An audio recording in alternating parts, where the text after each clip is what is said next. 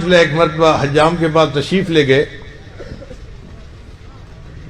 تو حجام نے دیکھا کہ ایک بندہ ہے پتلا دبلا سا اور اس کے جسم کے اوپر معمولی سے کپڑے ہیں. اتنے میں ایک نواب آ گیا بال کٹوانے کے لیے.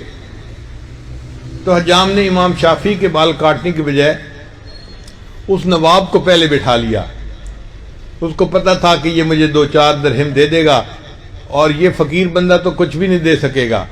تو اس نے اس نواب کو بٹھا لیا. امام شافعی رحمۃ اللہ بال کٹوائے بغیر وہاں سے واپس آنے لگے تو انہوں نے اپنے خادم سے پوچھا بھئی تیرے پاس کچھ پیسے ہیں؟ اس نے کہا حضرت میرے پاس 300 درہم ہے. امام شافعی رحمۃ اللہ نے فرمایا یہ 300 درہم حجام کو ویسے ہی دے دو، یہ مال کا طلبگار تھا. میں پہلے آیا تھا، مجھے پہلے اس کو بٹھانا چاہیے تھا. مال کی طلب میں اس نے اس نواب کو پہلے بٹھایا.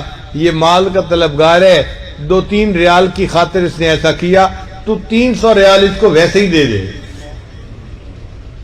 پھر وہاں سے جب چلے تو انہوں نے شعر پڑھے علیہ ثیاب لا یباع جمیعا، کہ میرے اوپر ایسے کپڑے ہیں اگر ان کپڑوں کو کوئی بندہ بیچے تو یہ سارے کپڑے مل کے ایک فلوس کے بدلے کوئی نہیں خریدے گا، 1 درہم کے بدلے کوئی نہیں خریدے گا. لیکن ان کپڑوں کے اندر ایک جان ہے، وہ اللہ کے ہاں اتنی قیمتی ہے، ساری دنیا کے خزانے مل جائیں اس جان کی قیمت ادا نہیں کر سکتے.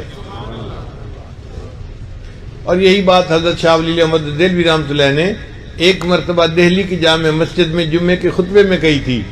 او مغل بادشاہو، تمہارے خزانے ہیرے جواہرات سے اور کن کن قیمتی پتھروں سے اور سونے چاندی سے بھرے پڑے ہیں، لیکن ولی اللہ کے سینے میں ایک دل ہے.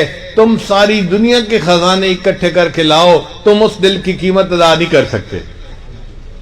تو جب یہ دل اللہ کی محبت سے بھر جاتا ہے تو اللہ کے ہاں قیمتی بن جاتا ہے.